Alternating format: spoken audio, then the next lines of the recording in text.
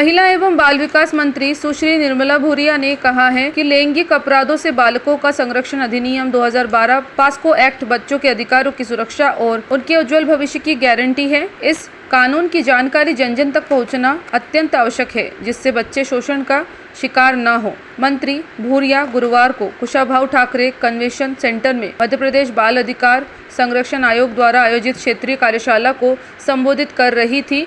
उन्होंने कहा कि बाल आयोग के अध्यक्ष द्रविंद्र मोरे के नेतृत्व में बाल संरक्षण के क्षेत्र में अनुकरणीय कार्य हो रहे हैं। 18 वर्ष से कम आयु के बच्चों के विरुद्ध किसी भी प्रकार का यौन अपराध गंभीर और संज्ञेय है। इसके लिए पास्को एक्ट में कठोर सजा का प्रावधान है। मध्य प्रदेश सरकार ने ऐसे मामलों में त्वरित कार्रवाई कर दोषियों को मृत्युदंड तक दिलवाया है, जो राज्य की संवेदनशीलता और प्रतिबद्धता को दर्शाता है। आमजन को इस कानून के प्रति जागरूक करने की आवश्यकता है। जब तक समाज सजग नहीं होगा, तब तक बच्चों की सुरक्षा अधूरी रहेगी। हमें परिवार, मोहल्ला, विद्यालय सभी स्तरों पर निगरानी रखनी होगी। मंत्री भूरिया ने बताया कि सरकार ने 137 बाल देखरेख संस्थाओं के माध्यम से जरूरतमंद बच्चों को आश्रय और पुनर्वास की सुविधा दी है। प्रधानमंत्री नरेंद्र मोदी द्वारा शुरू की गई PM cares for children scheme के अंतर्गत मध्य प्रदेश के 435 अनाथ बच्चों को आर्थिक सहायता, छात्रवृत्ति और भविष्य निधि का लाभ दिया गया है। वर्तमान में मिशन वात्सल्य के अंतर्गत 13,146 बच्चों को प्रयोजन और फोस्टर केयर के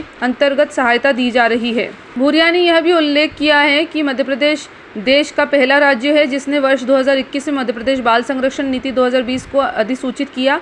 उन्होंने कहा कि विद्यालयों में हर 15 दिन में एक बार पास्को अधिनियम पर जागरूकता सत्र अनिवार्य किया जाए, जिससे बच्चों को अपने अधिकारों और सुरक्षा के उपायों की जानकारी मिल सके।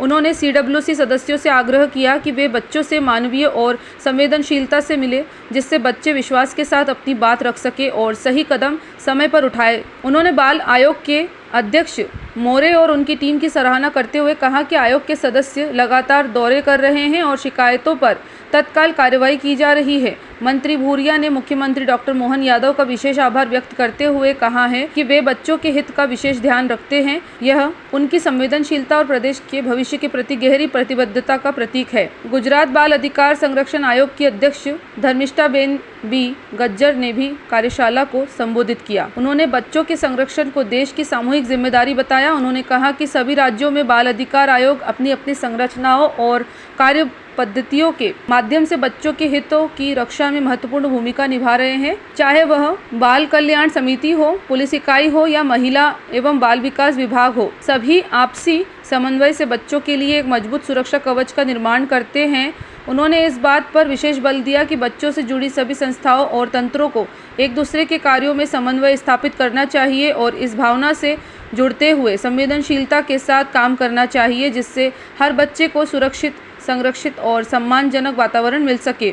मध्य प्रदेश बाल अधिकार संरक्षण आयोग के अध्यक्ष द्रविंद्र मोरे ने कहा कि पास्को अधिनियम से संबंधित मामलों में जीरो टॉलरेंस की नीति अपनाई जानी चाहिए। कार्यशाला में विषय विशेषज्ञों द्वारा शिक्षा, महिला एवं बाल विकास, जनजातीय कार्य विशेष, किशोर पुलिस इकाई, CWC और JJB के सदस्यों को पास्को एक्ट के कानूनी और व्यवहारिक प्रावधानों का प्रशिक्षण भी दिया गया। नीमच से शब्बीर हुसैन की रिपोर्ट।